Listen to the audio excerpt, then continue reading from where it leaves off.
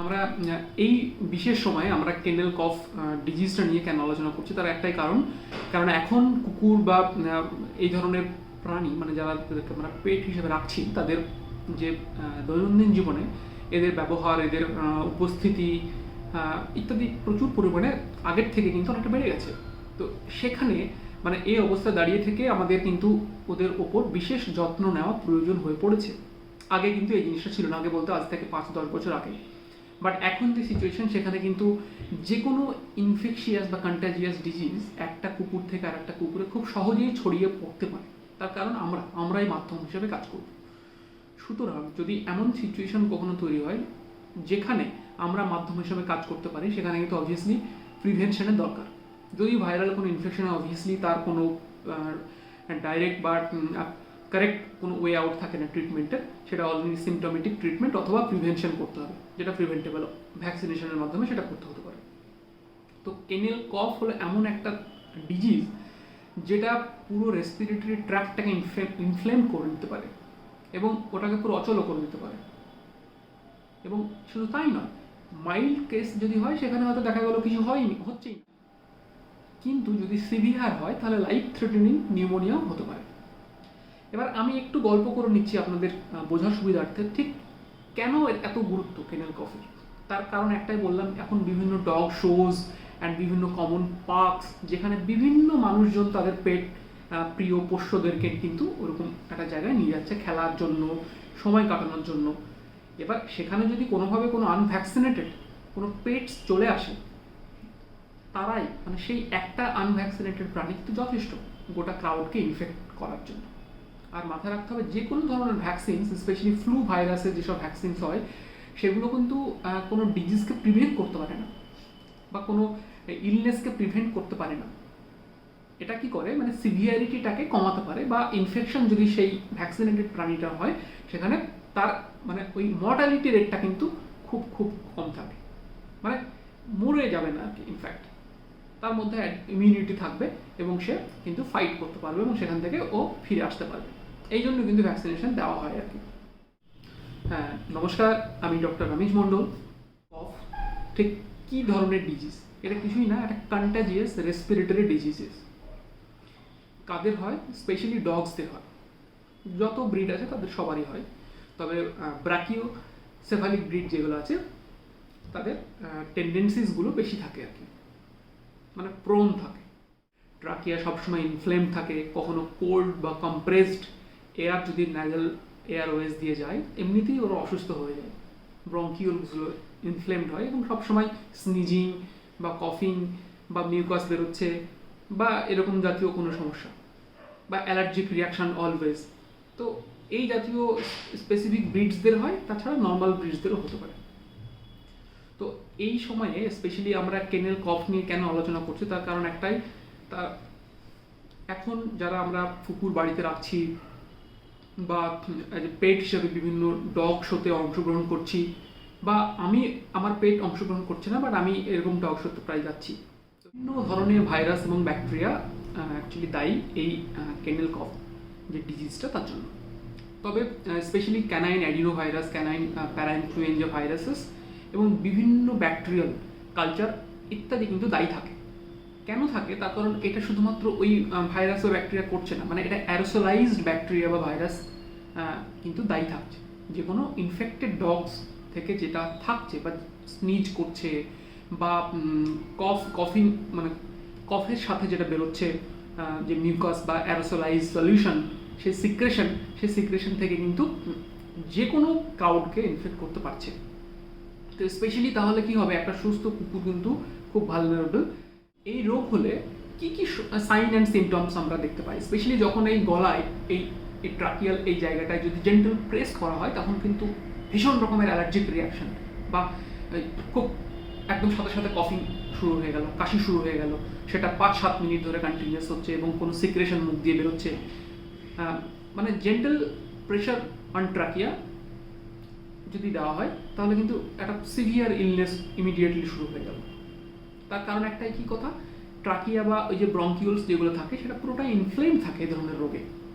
তো এখান থেকে কিন্তু জানা যায় যে এটা ঠিক কমন ফ্লু ভাইরাস থেকে হচ্ছে নাকি কেনেল কফ এই দুটোর মধ্যে কিন্তু ডিফারেন্সিয়েশন করা যায়। কিন্তু সত্যি কথা বলতে মাইল্ড যে সিমটমসগুলো থাকে সেখান থেকে কিন্তু আমরা কমন ফ্লুজ অ্যান্ড নর্মাল কেনেল কফ এটা কিন্তু আলাদা করা অনেকটাই মুশকিল। কিন্তু সিভিয়ার ইনফেকশনের ক্ষেত্রে সেটা অনেকটাই আলাদা হয়, অনেক ক্ষেত্রে থেরাপি রেসপন্স দেখেও আমরা কিন্তু আলাদা করতে পারি।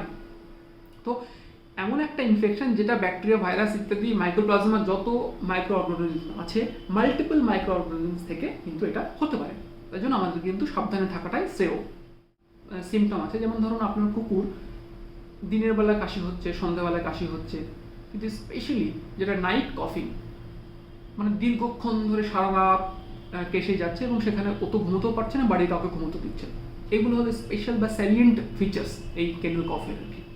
তো সেখানে রাত্রির দিকে ওই যেহেতু টেম্পারেচার কমতে থাকে আস্তে আস্তে, তো সেখানে ময়েশ্চার কন্টেন্ট বাতাসে কম বেশি থাকে বিভিন্ন সময়। তো এটা একটা ওই গলায় যে এই ট্রাকিয়াল যে জায়গাগুলো থাকে সেটা কিন্তু অনেকটা ড্রাই হয়ে যায়। তো এই ড্রাইনেসটা কিন্তু সমস্যার সৃষ্টি করে, ড্রাই কফ বা ইরিটেটিং একটা সাউন্ড তৈরি করে। তো এটা একটা বিশেষ লক্ষণ এই কেনেল কফের।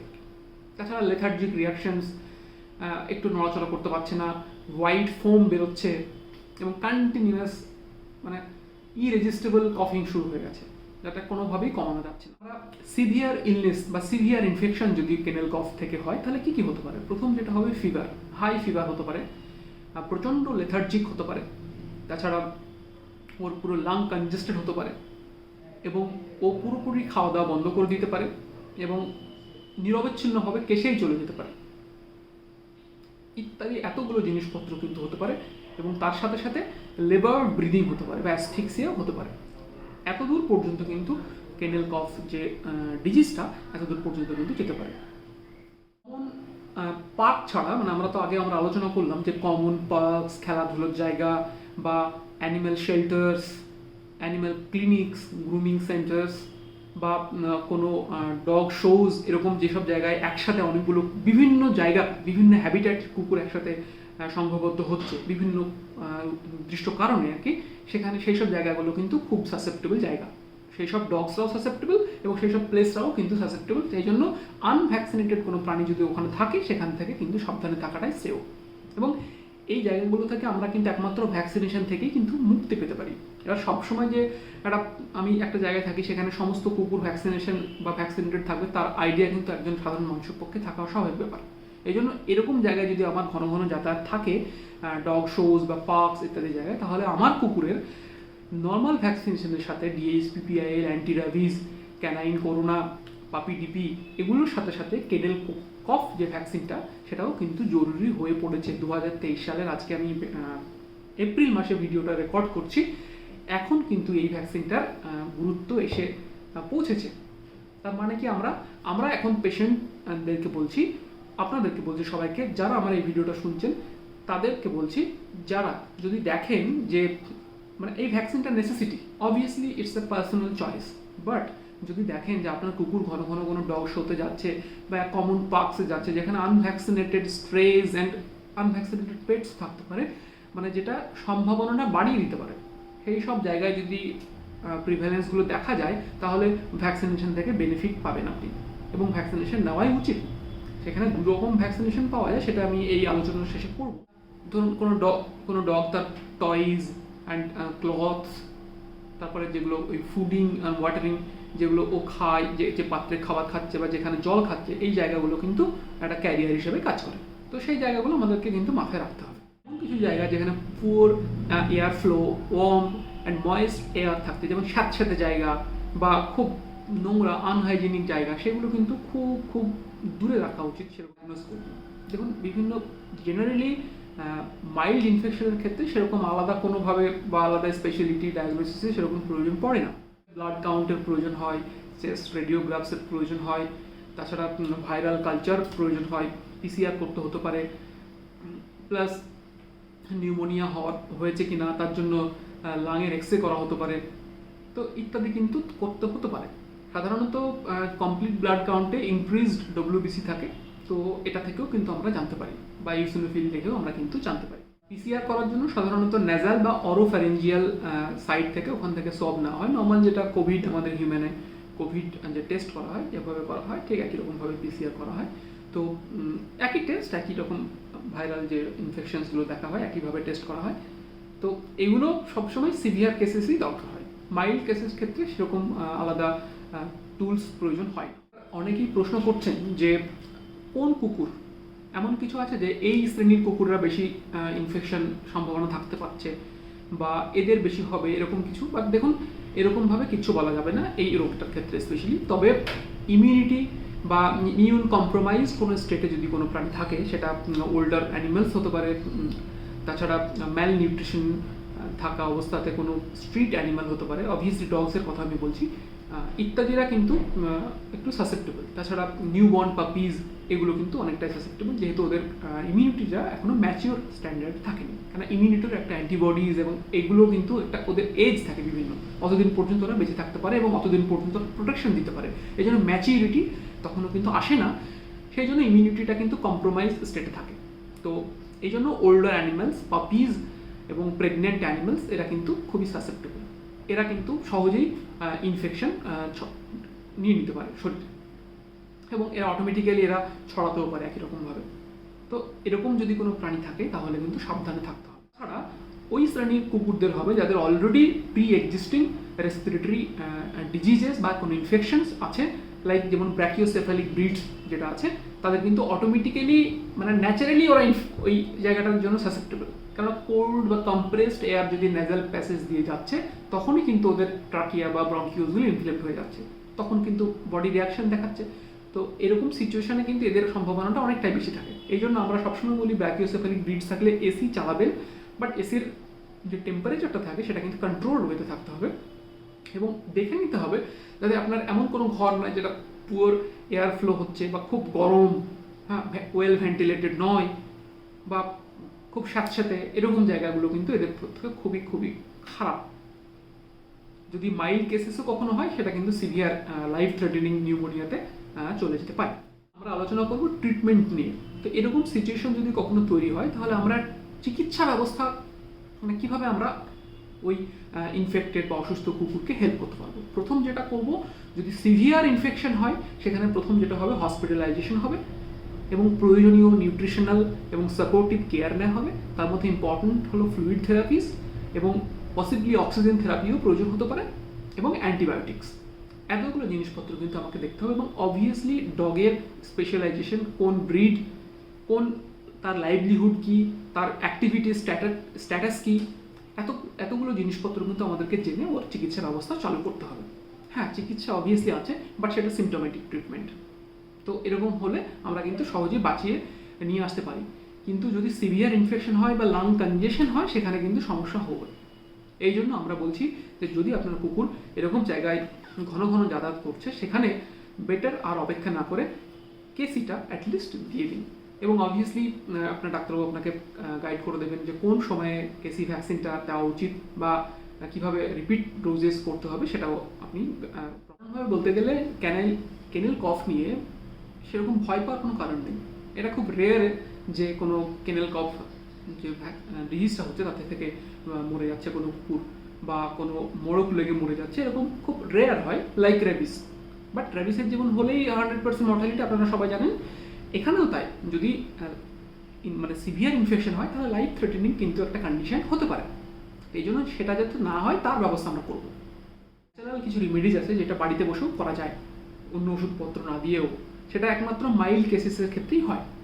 সেটা কীরকম, দেখা গেল আমার কুকুরটা আজকেই গেছে কোনো ডগ শোতে, বা আমি গেছিলাম, তো আমার সাথে অ্যাকম্পানি দিতে গেছে, তো সেখানে একটা সমস্যা হচ্ছে বা হাঁচি স্নিজিং হচ্ছে, এরকম হচ্ছে। তো সেখানে আপনি বাড়িতে এসে ওকে মানে যেটা করতে হবে সেটা হচ্ছে স্টিম থেরাপি দিতে পারেন এবং ওয়ার্ম শাওয়ার দিতে পারেন, অথবা আপনি স্টিম ইনহেলেশন করতে পারেন, অথবা গরম জলে মধু দিয়ে ওকে খাওয়াতে পারেন, বা মধুর সাথে তুলসী পাতা ওকে বেটে ওকে দিতে পারেন। এবং সব থেকে বড় যেটা কথা হলো সেটা হলো ওকে হিউমিডিফায়ার ইউজ করতে পারেন, হিউমিডিফায়ার, যেটা যেন বাতাসটা যেন ময়েস্ট না থাকে এবং বাতাসের হিউমিডিটি যেন কন্ট্রোল করা যায়। অ্যাকচুয়ালি যেটা কাজ আমাদের মানে বেসিক যেটা, সেটা হলো ওর যে ট্রাকিয়াল যে প্যাসেজটা, সেটা যেন ইরিটেশন বা কোনো ইরিট্যান্ট না থাকে। এবং বাড়িতে ধরুন আপনি ক্লিন করছেন, কোনো হাউস হোল্ড ক্লিনিং হচ্ছে, সেখানে ডিসইনফেক্টেন্ট যেসব ইউজ করা হচ্ছে, আমি কিন্তু পুরোটাই হোম ম্যানেজমেন্টের কথা বলছি, আমি ওষুধপত্র কিনতে এখনো কিছু বলিনি। যদি হোম ম্যানেজমেন্ট করতে চান, যেটা হয়তো মাইল্ড কোনো ইনফেকশন। আর এবার আমরা ভ্যাকসিনেশন নিয়ে আলোচনা করব। দেখুন, এই ভ্যাকসিনটা 2-3 রকম ফর্মে পাওয়া যায়। একটা হলো ন্যাজাল ভ্যাকসিনস, যেটা জেনারেলি 6 মাস থেকে 1 বছর পর্যন্ত প্রোটেকশন দিয়ে থাকে, এটার বুস্টারের প্রয়োজন হয়। আর এক ধরনের যেটা আছে সেটা হলো সাবকাট বা ইন্ট্রামাসকুলার দেওয়া যায়, সেটা সাধারণত বুস্টারের প্রয়োজন হয়। সেটা 4 to 6 উইকস প্রায়র বুস্টার লাগে, সেটা সাধারণত 6 মাস থেকে 1 বছর পর্যন্ত প্রোটেকশন দিতে পারে। সেটা অবভিয়াসলি বিভিন্ন কোম্পানি বানায়, তো কোম্পানির যে গাইডলাইন্স থাকে সেই মতো আমরা কিন্তু ইউজ করব। এবার ভ্যাকসিনেশন কাদের দেওয়ার দরকার নেই, এটা একটা গুরুত্বপূর্ণ প্রশ্ন। অ্যাজ এ ডক্টর আমার মনে হয়েছে, তো যদি দেখেন যে আপনার কুকুর কোনোদিন কোনো জায়গায় বাইরে বেরোচ্ছে না, বা আপনার পক্ষে বাইরে নিয়ে যাওয়া সম্ভব হচ্ছে না, বা আপনি যে সোসাইটিতে বা আপনার বাড়িতে থাকছেন সেখানে আলাদা কোনো কিছুর দরকার হচ্ছে না, বা কোনো স্ট্রিট বা কোনো আনভ্যাকসিনেটেড কোনো অ্যানিমালসের প্রিভ্যালেন্স মানে থাকার সম্ভাবনাটা কম, তো আপনি সেরকম সময়ে কিন্তু ভ্যাকসিন নাও দিতে পারেন। তার জন্য ন্যাচারাল কিছু রেমেডিজ আপনি ভালো একটা জায়গায় রাখছেন, প্রপার ভেন্টিলেটেড জায়গায় রাখছেন, ওর বাকি ভ্যাকসিনেশনগুলো প্রপারলি করছেন, ওকে হাইজিন মেনটেন করাচ্ছেন, ওকে বেশি এসিতে রাখছেন না, বেশি গরম জায়গায় রাখছেন না, ওকে একটা রুম টেম্পারেচারে রাখছেন, গরমের সময় ভালো জায়গায় রাখছেন, শীতকালে শীত মানে যেরকম রাখার জায়গায় দরকার সেরকম জায়গায় রাখছেন, তো ইত্যাদি করলে কিন্তু তাদের ভ্যাকসিন না নিলেও চলে। বাট যদি দেখেন যে আপনার কুকুর ঘন ঘন বেরোচ্ছে, বা আপনি ওর বাবা বা মা আপনাকে বেরোতে হচ্ছে, সেখানে বিভিন্ন একাধিক রাস্তার কুকুর বিড়াল বা অন্য ক্রাউডের সাথে ইনফেকশন বা আপনার ইনফেকশন ছড়ানোর সম্ভাবনা থাকছে, বা আপনি ক্যারিয়ার হিসেবে কাজ করতে পারেন, সেখানে কিন্তু নেওয়া উচিত। তো যেহেতু আমাদের অলরেডি একটা ডিজিজের এগেনস্ট ভ্যাকসিনেশন প্রোটোকল অ্যাভেলেবেল, তো আমি বলবো সবাইকে, যারা যারা এরকম জায়গায় বেশি যাচ্ছেন, বা ডগ শোতে অংশগ্রহণ করাবেন ভাবছেন, বা কমন পার্কসে ঘুরতে যাচ্ছেন, বা কোনো ওয়াকিং স্ট্রিট বা পাথওয়েজ আপনারা যাচ্ছেন, সেখানে আরও কুকুর বেড়াল এরকম যাওয়া আসা করছে, তো সেই সব জায়গায় কিন্তু ভ্যাকসিনেশন নিয়ে নেওয়াই ভালো। তার কারণ একটাই কি, যদি কোনো কুকুর আপনি ওকে হাতে নিয়ে হাঁটতে বেরোচ্ছেন, এবার আপনার কুকুরটা অসুস্থ নয়, এবার আপনার 10 মিনিট আগে একজন হাঁটতে নিয়ে বেরিয়েছিলেন, সে স্নিজ করে তার অ্যারোসোলাইজ ব্যাকটেরিয়া বা ভাইরাস ওই ফ্লোরে পড়ে আছে, সেখান থেকে কিন্তু ইনফেকশন হতে পারে। তো এইভাবে কিন্তু ছড়ায়। তো যেহেতু ছড়ানোর ব্যাপারটা এতটাই কন্টাজিয়াস, তো তার জন্য মড়ক লেগে যেতে পারে। এবার যখনই এত সংখ্যায় বেশি ইনফেকশন হবে, সেখানে কিন্তু ট্রিটমেন্টের সমস্যা একটা হতেই পারে। এইভাবে কিন্তু আমরা ভ্যাকসিনেশন করাতেই পারি। তো বেটার আপনার ডাক্তারবাবুকে জিজ্ঞেস করবেন, আপনার ডাক্তারবাবুর সাথে কনসাল্ট করবেন, যদি উনি মনে করেন তাহলে দিতে পারেন। আমার বিষয়টা বলার একটাই উদ্দেশ্য ছিল যে আপনার মনের মধ্যে আপনাদের বিষয়টা জানানোর, বিষয়টা সম্পর্কে অবগত করার, কারণ এখন এটা নিউ থ্রেট, এখন একটা নিউ থ্রেট, এটা কিন্তু একটা টাইম ছিল না। আমরা পাপি ডিপি কেসি এগুলো কিন্তু সেরকমভাবে ইউজ করতাম না, বাট ওয়াইল কোনো ডগ শোতে যারা অংশগ্রহণ করতো সেটা অনেক আগে থেকে ইউজ করতো, সেই প্রোটোকল আছে, like dog squads and CRPF dogs, যেগুলো আমরা ট্রিটমেন্ট ট্রাই করি। তো এই ডগসগুলো কিন্তু কেসি মাস্ট, কারণ এরা বিভিন্ন সময়ে বিভিন্ন জায়গায় ট্রান্সপোর্টেশনের মাধ্যমে থাকে আর কি, আজ এখানে তো কাল এখানে, তো অটোমেটিক্যালি বিভিন্ন জায়গায় গেলে টেম্পারেচার ফ্ল্যাকচুয়েশন করছে, আলাদা এনভায়রনমেন্টে থাকছে, 10 রকম হ্যান্ডলারের মাধ্যমে থাকছে, তো একই হ্যান্ডলার বিভিন্ন জায়গায় বিভিন্ন বিভিন্ন কুকুরকে হ্যান্ডেল করছেন, তো এখান থেকে কিন্তু হতে পারে।